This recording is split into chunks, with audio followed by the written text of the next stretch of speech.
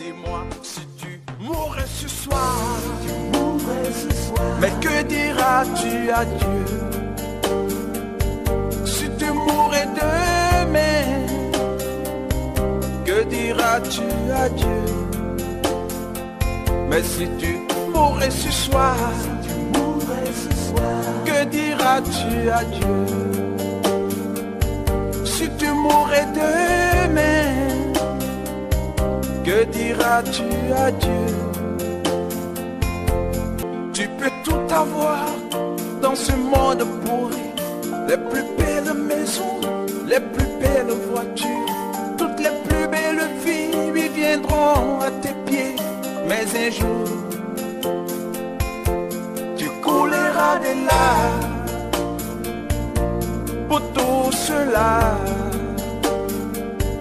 Tu vas couler des larmes, tu vas pleurer un jour.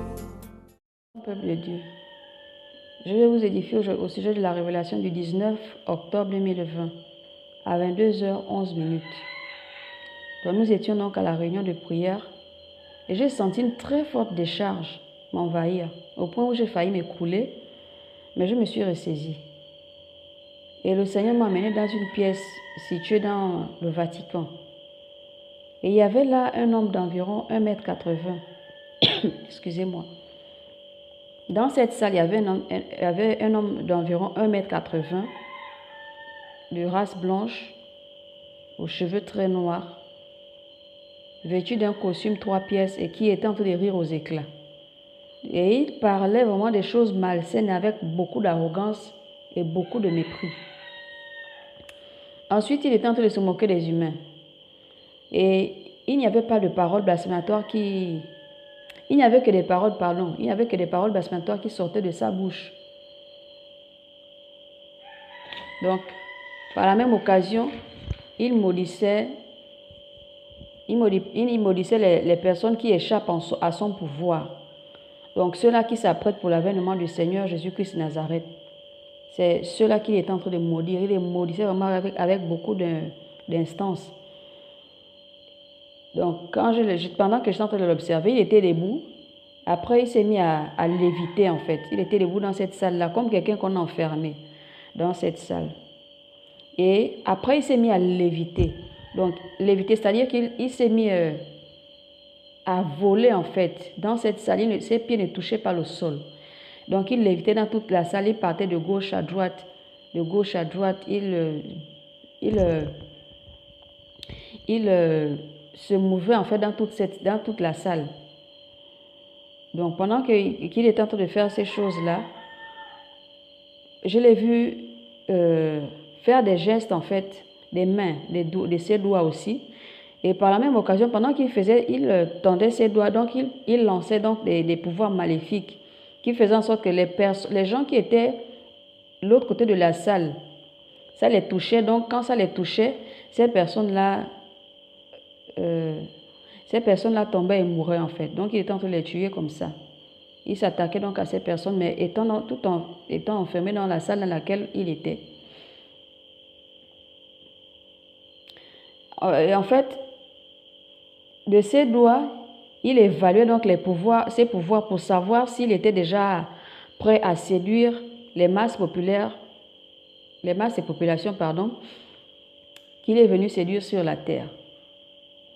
Et quand je l'ai observé, il avait un regard vraiment vide, froid et perçant. Il n'aime personne, en fait. Quelqu'un qui est vil, il n'a pas d'amour en lui. Et pendant que j'étais toujours en train de l'observer, il disait, personne ne connaît mon existence, personne ne connaît mon identité, personne ne me voit. Alors, je gagnerai très facilement cette bataille. Et il ne savait pas que j'étais dans cette salle en train de le voir. Il ne savait pas que je le voyais pas. Ça, à ce moment-là, le Seigneur m'a rendu invisible. Il ne me voyait pas. Et il ne savait pas aussi que j'entendais tout ce qu'il disait. Après, il s'est mis à pointer de son doigt certains pays dont les abominations abondaient au point où le Seigneur les a rejetés. Donc, il pointait ces pays-là du doigt en disant, ce pays-là m'appartient, celui-ci aussi, celui-là aussi. encore celui-là, et ainsi de suite, quoi, etc. Donc, tous les pays qu'il pointait du doigt devenaient rouges, un rouge sang, rouge la couleur du sang, rouge comme le sang. Et le sang commençait donc à remplir donc la carte de ce pays-là au point où ça dégoulinait en fait, donc ça goûtait, ça coulait. Après, il se mettait à éclater de rire d'un rire vraiment sadique, très sadique. Et là, j'ai pu voir que ses dents étaient vraiment pointues comme les dents des reptiliens. Donc, il était ému d'une joie malfaisante, malsaine en fait, du fait que la quasi-totalité du globe terrestre lui revenait, parce que la quasi-totalité du globe terrestre a déjà atteint un degré d'abomination impossible, du non-retour. Donc, presque tous les pays du globe terrestre devenaient rouge sang. Et quand dans un pays, il y a des enfants de Dieu qui pratiquaient sa parole, il y avait des points blancs qui apparaissaient au milieu de cette carte devenue rouge sang là. Donc au milieu de cette couleur rouge sang, il y avait des points blancs qui apparaissaient. Ces points blancs, c'était donc c'était le symbole des personnes qui pratiquaient la parole de Dieu en fait, qui vivaient dans ces pays. Et ces points blancs émettaient le son comme celui des sirènes. Et l'homme que j'observais dans cette salle-là devenait fou de rage à l'idée de savoir ça et de voir ça aussi. Parce que pour lui, il fallait qu'il n'y ait pas ces points blancs en fait. Il fallait que toutes les cases soient rouges et qu'il n'y ait pas ces points blancs-là.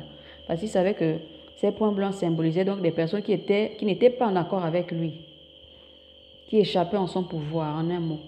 Et ses yeux devenaient vraiment rouge sang. Il y avait de la fumée qui sortait de ses oreilles et il se mettait à crier d'un rire vraiment...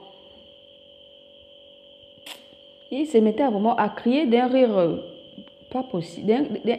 À crier, à émettre un cri comme un fauve en fait. Comme un fauve qui est vraiment en colère. Et il était seul dans cette salle-là. C'est là où le Seigneur m'a dit que c'est l'Antichrist. Il était seul dans cette pièce, seul, comme si on était en train de l'éviter, d'éviter de le mettre enfin, comme si toute la population qui était dans le Vatican était en train de l'éviter à cause de ses pouvoirs. Et vers la fin, alors que j'étais en train de continuer à le regarder encore et encore, il m'a vu.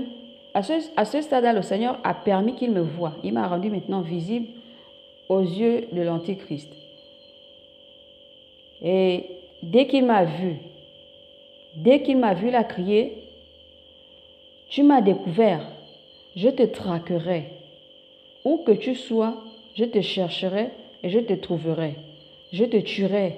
Je n'ai pas peur de ce que tu vas dire de moi au monde.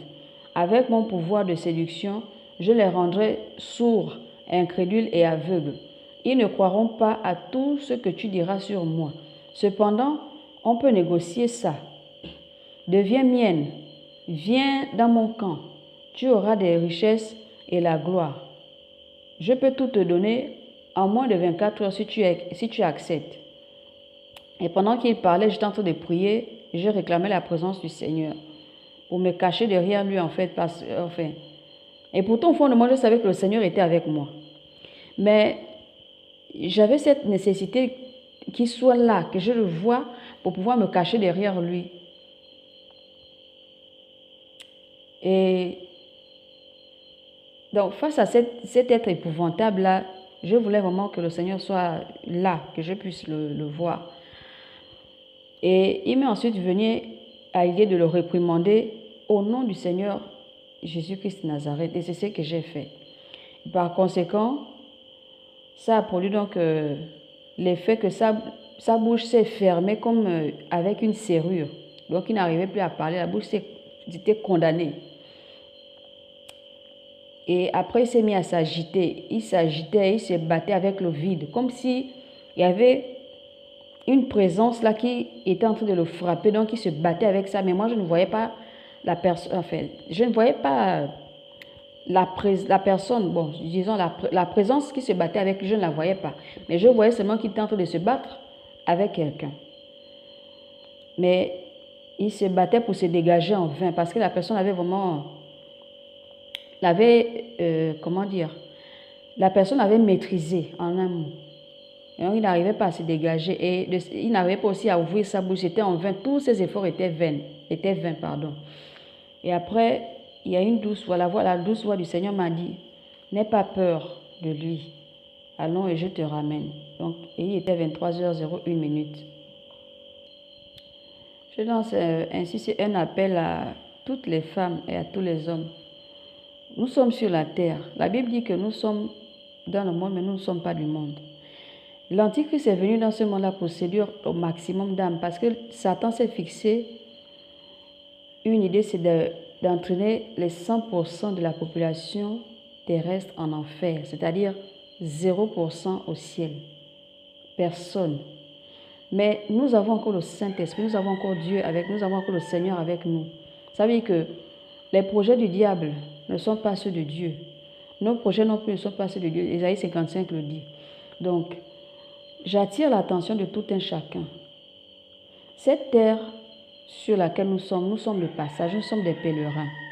L'Antichrist est venu pour séduire au maximum, pour entraîner en enfer. Vous savez, l'enfer existe, le ciel aussi existe. Et l'enfer n'est pas un lieu là où nous devons aller vivre. L'enfer n'a pas été créé pour les êtres humains. Ça a été créé pour le diable et ses démons.